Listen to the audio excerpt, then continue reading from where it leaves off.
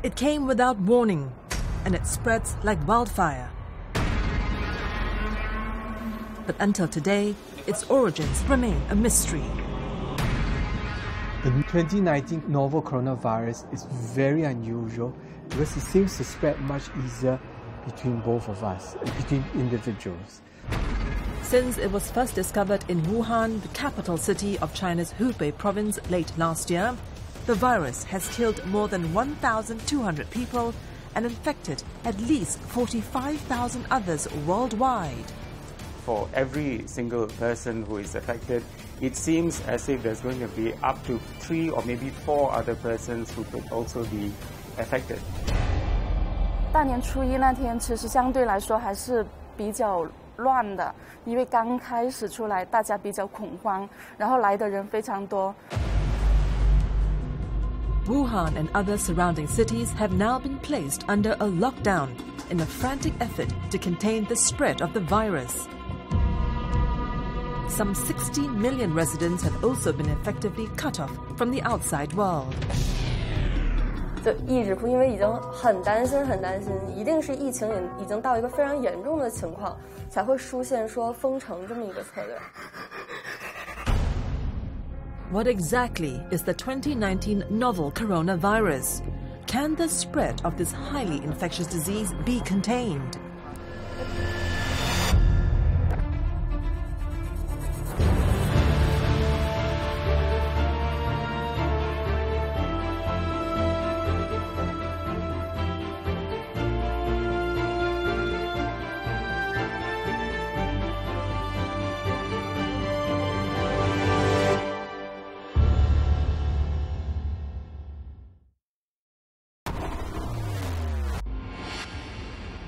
A climate of fear has descended on Wuhan, the capital city of China's Hubei province, home to 11 million people. Many are asking, will they be the next victim? If so, when? They also can't bear the thought of losing their loved ones as a mysterious but lethal virus wreaks havoc in the city.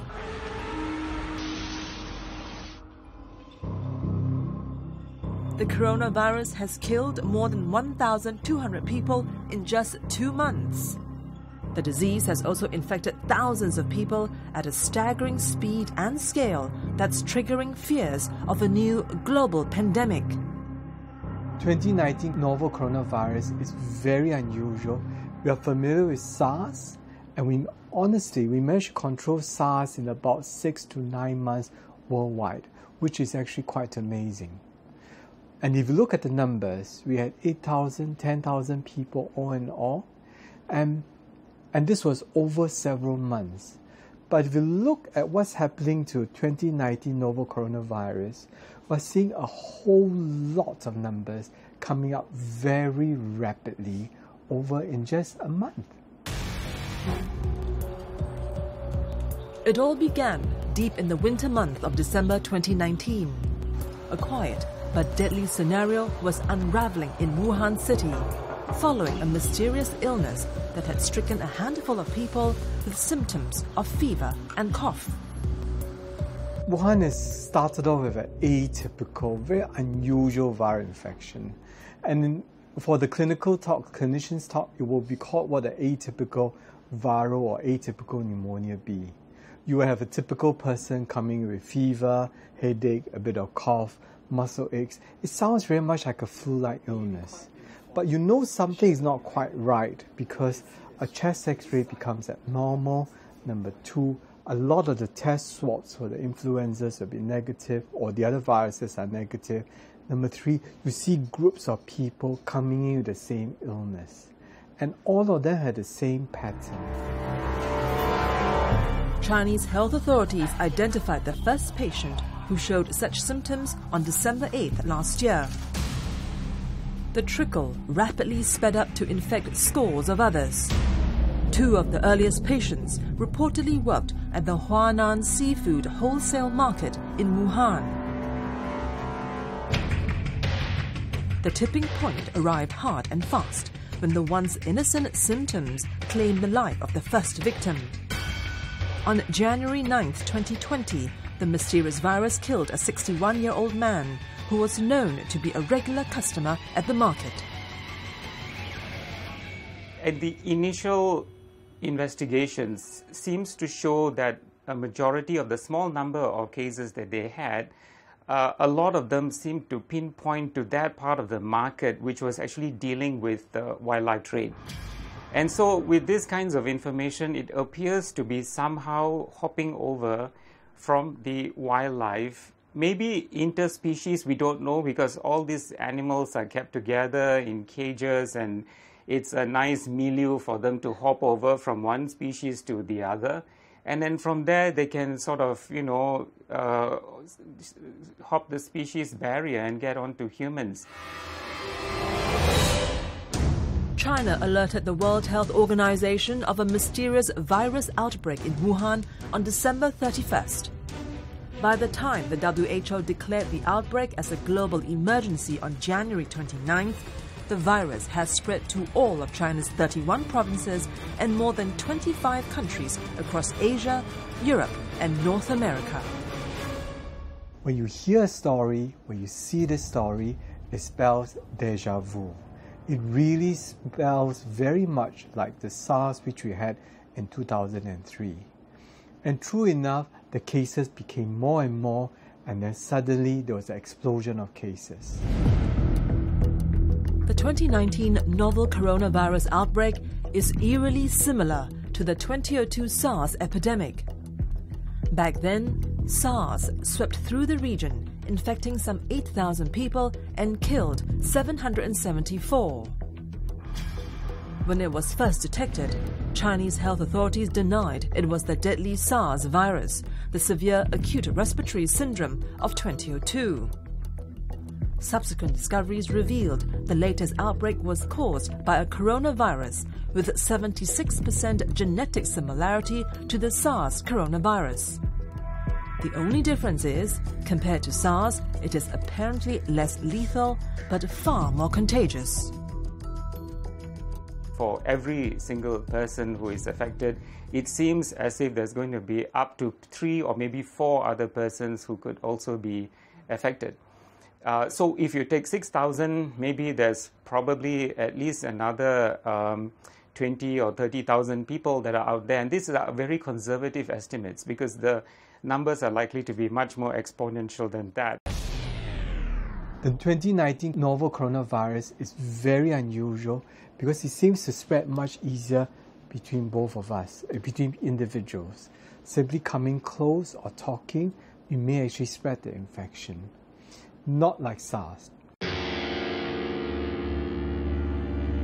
Early studies suggest that the incubation period of the virus, that is, from the time of exposure to the time when signs and symptoms begin to show, is about 5 to 7 days. It looks likely that patients or carriers of the virus can infect others when they are asymptomatic, meaning when they don't have signs of being ill.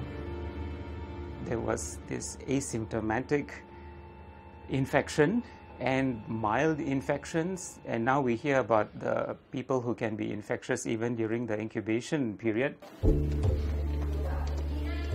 The scenario seems different in the case of SARS, which appears to have lower infection rates.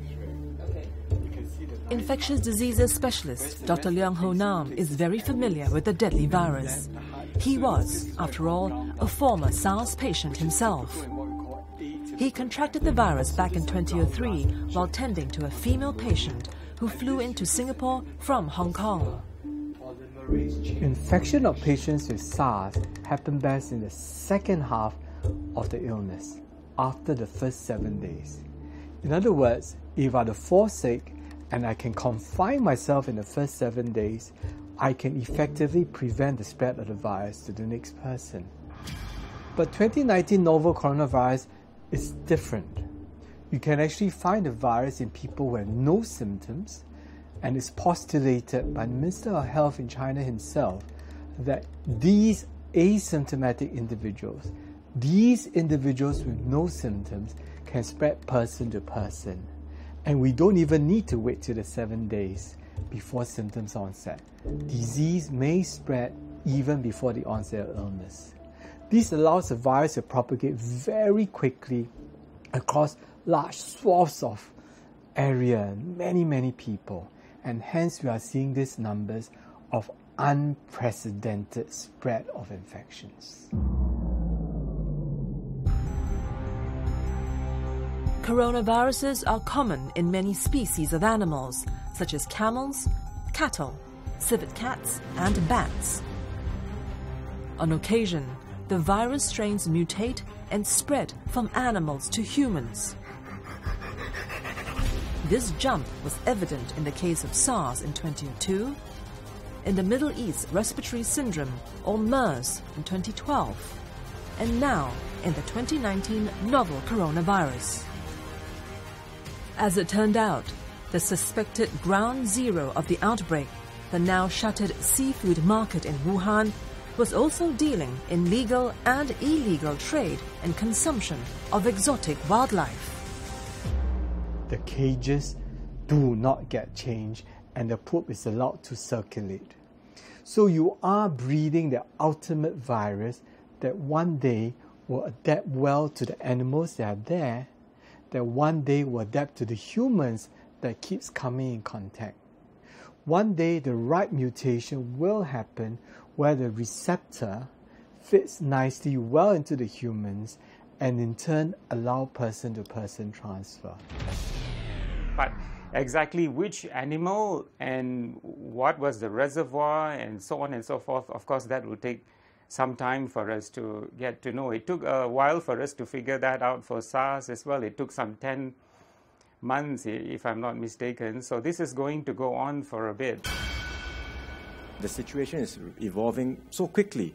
The virus is getting stronger. The number of infections are likely to rise. So I think we just have to be psychologically prepared that this can get worse than SARS. How are ordinary people reacting? How are the healthcare workers on the front line coping? 一直都没有喝水，没有吃饭，这样子熬过来的。因为那段时间其实整个人状态都不是特别好，一直都有担心。然后4点多钟起来的时候，看到封城的那个消息，我马上给我妈发，然后打电话。我记得我那个电话一开头就是哭。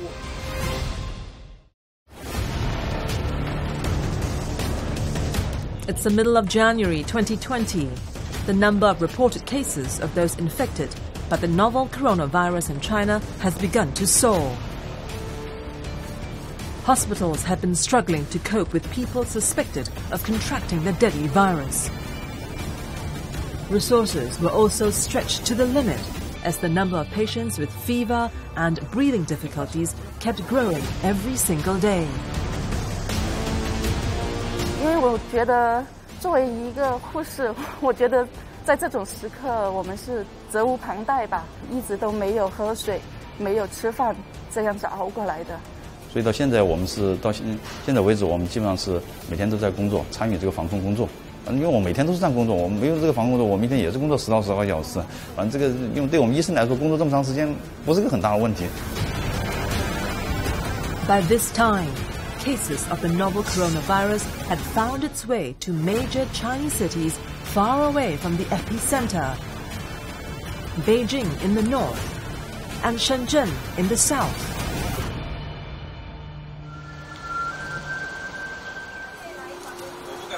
Zhou Cui-Chung is a senior nurse at a pediatric ward in Shenzhen. When she was first alerted about the major outbreak, she quickly signed up to be a volunteer with the Infectious Diseases Department. Even though she's not trained in dealing with infectious diseases, she took it in her stride. She felt compelled to help her colleagues who have been overwhelmed by the sheer number of people seeking medical help. 因为这个时候感染科发热门诊本来的护士是很少的，他们只有3个人，那肯定是需要全院护理人员来支援他们。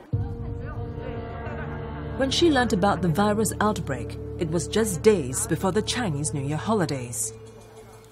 Many of the hospital staff were already on leave. That contributed to the shortage of healthcare workers and it was a matter of time before chaos started to surface in the already rapidly deteriorating situation. 大年初一那天，其实相对来说还是比较乱的，因为刚开始出来，大家比较恐慌，然后来的人非常多。当天来的人，我是值白班，8点到16点，当时来了，有100多个人。当然看诊的没那么多，看诊放过去给医生看诊的估计有80左右，但是来了100多人。为什么有些人没看呢？是因为有些人是没有任何症状，没有流行病学史，然后他们也过来看了。因为很多市民是因为恐慌，然后担心在地铁上啊、公交车上接触了类似的患者，然后跑过来要求筛查这样子的情况。The resources in the hospital are overwhelmed. There have been many videos that have been shared on social media about what's happening in China at the hospitals.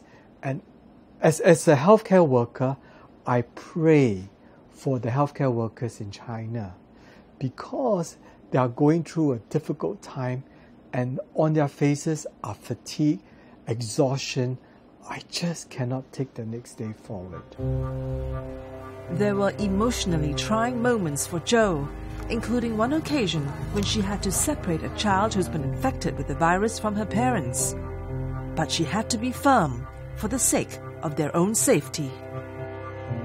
其实是有的，就像之前住在我们疫病区那边有一个51床这样子的一个小孩，他爸爸妈妈是从武汉回来的，爸爸妈妈没有症状，但是回来之后小孩子发烧了，小孩子发烧之后，然后我们是因为现在形势是在比较严峻，然后我们是劝他爸爸妈妈是不要待在病房的，然后呢就只能由奶奶过来照顾，然后爸爸妈妈非常的焦虑，然后但是真的是我们真的就很不忍心叫他回去，但是又不得不这么做，就是为了保护大家所有人的安全。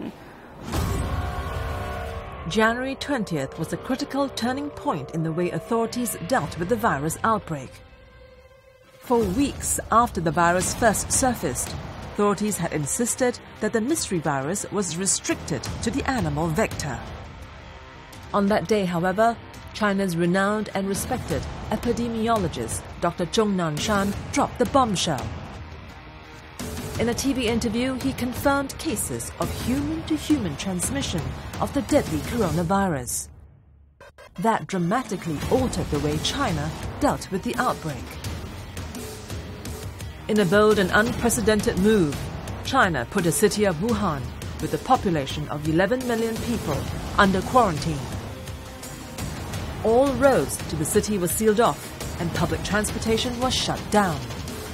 The lockdown was expanded to the larger Hubei province with some 60 million people. The Chinese government has at least tried to restrict inflow and outflow into her province itself. Travel outside China itself has been constrained, which has helped to at least contain the flow of people. They have extended the holiday period for the Chinese New Year as well. In a situation like this where you have an epidemic, mass hysteria can actually cause more problem than anything else. So sharing information earlier would have been a bit better. I think it's actually a very good strategy. And I think that they could only do this in China.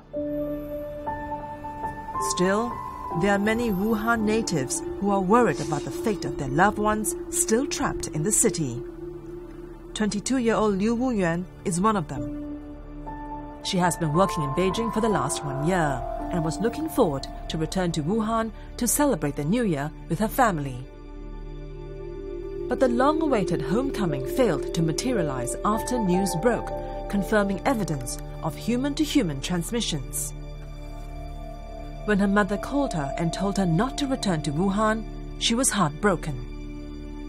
Going home for the New Year was something she was eagerly looking forward to after being away from her family for a year.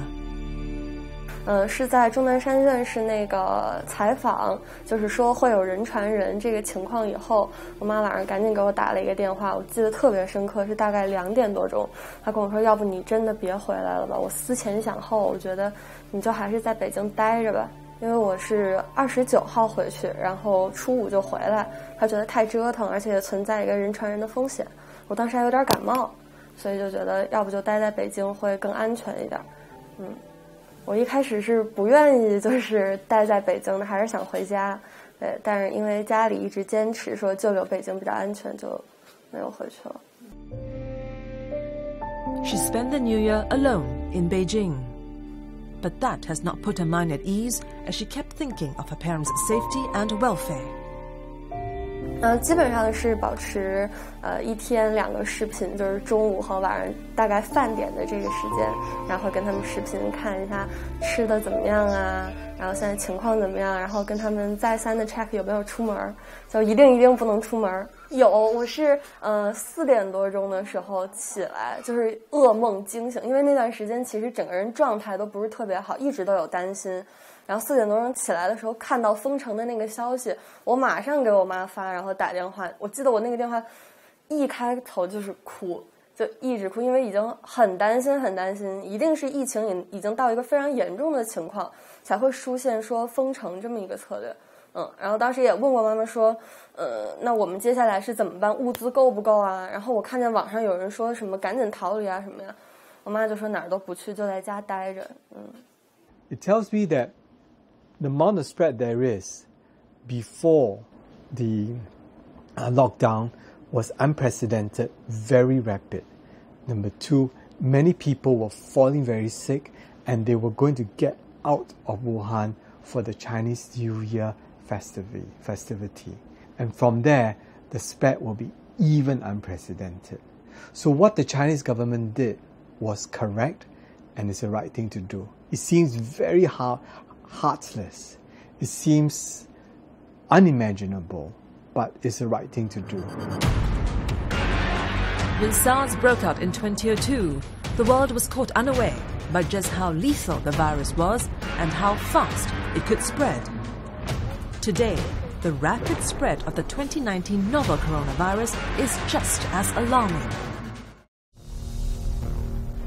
Just days after the World Health Organization was alerted to the possible outbreak of a mysterious virus in Wuhan on December 31st, 2019, countries responded by ramping up their internal defenses against the possible spread of the virus.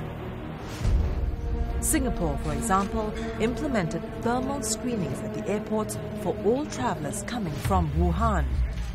It has since banned all Chinese visitors and foreigners with a recent history of travel to China. Today, on almost every continent, countries have taken similar steps of closing their borders to flights and foreign visitors from China as the number of infections outside China grows. There are more than 45,000 confirmed cases of the novel coronavirus in more than 25 other countries and territories. There are many problems, but one of the chief ones will be the global travel. Because, even if you say, let's not get people coming in from China, but then there are many people who are already affected outside of China. And these people are still traveling everywhere. And so we are still vulnerable. That is actually going to lead to a lot of asymptomatic people around the globe who cannot display symptoms, and then they have the possibility to transmit. Now, how infectious and how transmissible they are, we don't know. Painful memories of SARS have left a mark on the two Asian cities, Hong Kong and Singapore. They both suffered the biggest brunt of the respiratory illness outside mainland China. There were 299 deaths in Hong Kong and 33 in Singapore. But that painful experience has helped the region deal with the new deadly virus more effectively. The Hong Kongers were fabulous. The Hong Kongers administrators knew what to do. They were not hesitant in shutting down schools, declaring emergencies, and locking down their individuals. And in Singapore, where I am very, very intimately aware, we have been having annual drills of SARS-like viruses. We have been preparing this for the last 16 years. And enough said, we are now ready for the 2019 novel coronaviruses. You can see books and stacks or protocols that are written, what to do if this happens, what to do if you're not, where to identify areas for quarantine, where should people rest, where do we get extra staff from, what happens if the school were to close, what happens if nobody could work, where do you get this extra manpower?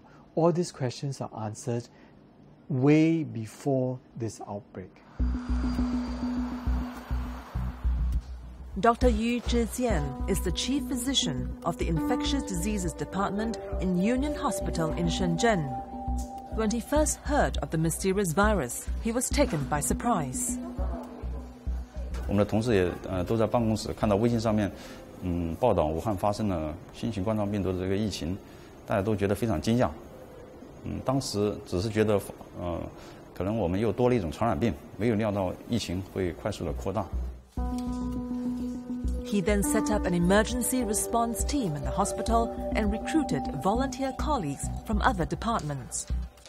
我是专业防控小组里面的成员，我跟医务科的是组织者，因为我们应对这场疫情，那么光靠我们传染科、感染科还有发热门诊，单纯的力量是不够的。 Another innovative strategy by Dr. Yu was to set up a telemedicine unit. The idea was to provide critical information to the people who were unsure if they were really ill, as well as to ease the burden of hospital staff due to the escalating number of admissions. 那么另外就是我们也按照现在的这个要求，开展了互联网医院的网上咨询平台。那么通过这个网上咨询，能够更加便捷地服务我们的患者。那么昨天一天的我们网上咨询量就有1600多条。那么这个网上互联网咨询平台的开建，极大地方便了患者的这个咨询，同时有利于消除公众对这个新型冠状病毒的疑虑。因为新型冠状病毒感染这个疫情爆发以来，有大量的发热病人涌入到了我们的门诊去就诊，给所有的这个接诊的医生、一线的接诊医生造成了一个很大的工作压力。在这个基础上的话，我们在前天晚上就紧急上线了这个关于疫情的一个免费咨询活动。我们可以除了在网页端进行回复之外，我们还可以用手机端进行回复。所以在我们的吃饭时间或者是休息的时间，我们就带着手机随时在线回复的。晚上的话，我们是6点钟左右就下班，但是我们带着手机端可以随时在家进行回复。然后实际上的话，我们最近几天都是工作到8点9点我们才回去的。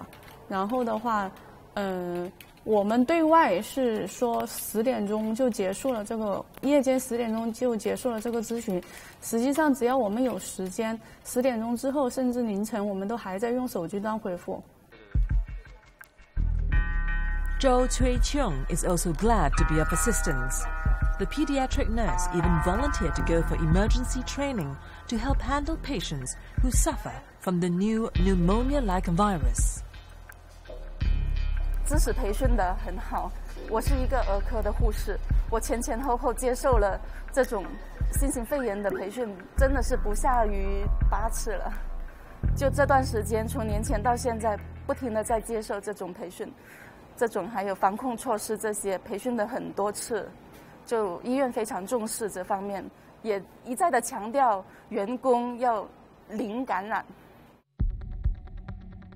China's continual efforts to ramp up treatment and containment measures also included the construction of 2 new hospitals in Wuhan. They were completed in under 2 weeks. Authorities recalled thousands of construction workers during the Chinese New Year holidays, doubled and tripled their salary, and they worked around the clock to build the 2 hospitals which provided 2,500 beds. Still, many challenges remain. At the heart of all containment strategy is the understanding of what doctors call the pyramid. At the tip of the pyramid, you have the persons who are symptomatic. Then at the bottom of the pyramid, you have people who are, less symptomatic. And then you have the asymptomatic, big, huge chunk at the bottom of the pyramid.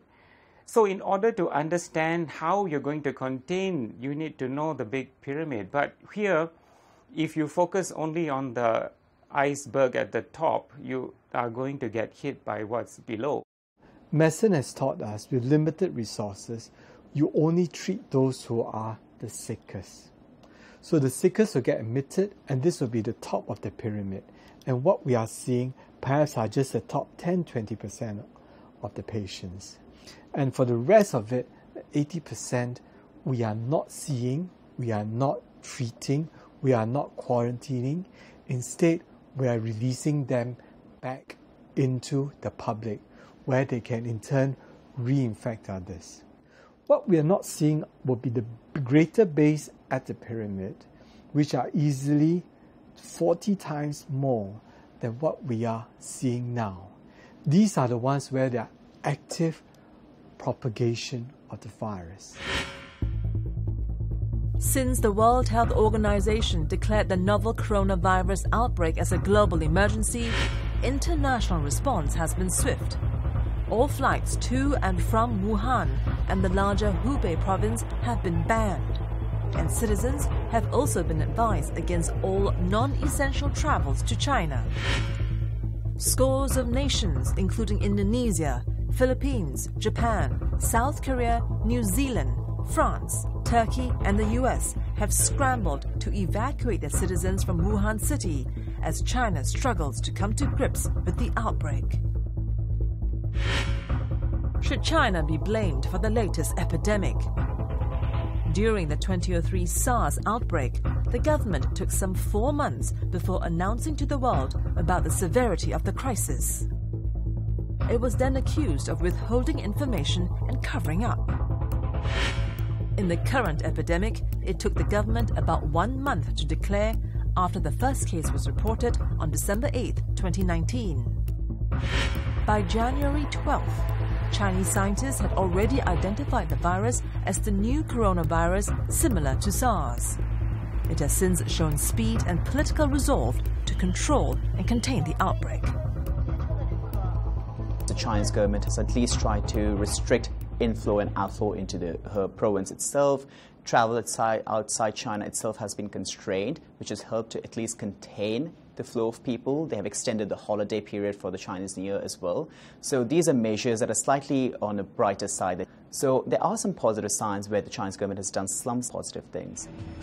I think we have to go back to the root of the problem, whatever emerging or re-emerging infection it is, and to understand the dynamics and the nature in which it actually crossed over to the human species. Where exactly did we go wrong? Why are we allowing this issue of wildlife and humans to come close to each other? We should abandon that. And as the novel coronavirus spreads, there's also growing fear that the deadly pathogens or viruses can mutate and spread to become a more effective killing machine.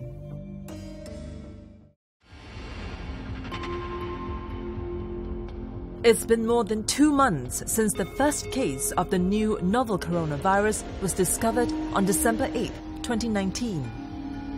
Streets in the typically bustling Chinese cities are eerily quiet and deserted. Such an unusual scene is now a common sight in the country, as fears grow over the spread of the deadly coronavirus, turning the once vibrant metropolis into virtual ghost towns. 而且很多人自觉的就在家里隔离，很多那些公园啊、景点啊都已经关闭了，就一直在家窝着，也没什么出门。Liu's response is typical for many Chinese.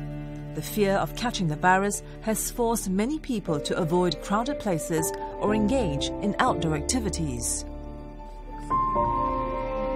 说实话，因为我没太出门，所以没太感受到。但是有一个生活细节，就是我妈当时跟我打电话的时候，她说：“你在北京就不要再说武汉话了。你跟我打电话的时候，不要说武汉话，可能你周围的人经过的时候会觉得有一些异样，或者是怎么样。” She is, however, more worried about the situation involving her parents and her friends. Despite all the assurances, they know that there's only so much they can do to protect themselves against the marauding virus, not knowing if and when it will hit them. 我觉得他们一定是有的，但是他们作为父母不会跟我就是过多的去流露，可能我接受到的更多的焦虑也好，或者说真实的那种紧张的情绪，更多的是来自于我同龄的朋友。他们可能比如说有的也是刚刚工作，然后提前就回家了，现在也在武汉，还有的就是一直就在武汉，还在读研，或者说就在武汉工作。那我们之间的沟通可能会来得更加真实一些，会直接跟我说现在的情绪是怎么样的呀，很紧张啊，很焦虑啊，然后可能打不到车呀，种种种种。但是你问父母，父母永远都是没事儿，很安全，不要担心。 The reality is, fear and anxiety continue to grip the residents of Wuhan. Despite the best efforts by the authorities to try and keep the virus at bay, the death toll shows no signs of slowing down. Meanwhile, the scientific community is now racing against time to try and find a vaccine that could help fight and prevent further spread of the disease. Is there a chance that an effective vaccine will be found anytime soon? The good thing about the current novel coronavirus is that we can make use of existing knowledge of the SARS coronavirus vaccine and apply the same principles to the 2019 novel coronavirus. What they would have to do now is to actually design it. Designing is relatively easy. Grow it and show that while growing, the vaccine does exactly what it's supposed to do. And the prototypes will then need to be manufactured in large quantities so that it can be given to a large group of people. But the bad news is, according to experts, a vaccine for the novel coronavirus will take months to develop and manufacture. It will have to go through several clinical trials before the vaccine is ready for use in time to respond to the epidemic. It will take easily 9 to 12 months. Even if the vaccines are available now at this various moment, it will take several months for the quantities to be made. We're talking about several 100 million doses for the people in China, for the people in Asia, and for the rest of the world. This will take time. In the meantime, short of an effective and easily available vaccine, immediate preventive measures have to be aggressively enforced. China has since banned the popular wildlife trade until the health crisis is over. There are also increasing calls from the international scientific community for the ban to be made permanent. I think that is to some extent what happened after SARS, because look at the wildlife trading. You know, if more things were done back 15 plus or 17 years ago, maybe, anyway, we can't turn the clock back. Men and these animals, we are not meant to be living side by side. Viruses like this exist in wildlife. You put the situation of man and wildlife together in this kind of situations for a protracted period of time, these things can happen. And I think, you know, we are just tempting fate. We tend to eat anything that flies, swims, or crawls. And when we bring these animals into our dinner table, we bring the viruses over along as well. Perhaps you, as the diner, will not need to see it because they'll be destroyed by the cooking. But the chef in preparation, the animal handler, the market that has to look after all these animals will invariably be exposed to the virus. And we saw that in SARS 2003. In 2003, they realized that the animal handlers encountered a form of SARS, a variant of SARS, before the original one came along, such that they developed immunity to SARS. And one way to counter this is what the Chinese government has done. It stopped exotic animals from being onto the dining table. Perhaps we need to relook at what we eat. But as the battle rages on to bring the virus under control, there are still many unknowns and questions that need to be answered. For example, how lethal is this virus? Where did it originally come from? How infectious is it? Will the coronavirus that's now spreading with frightening speed in China become a global pandemic?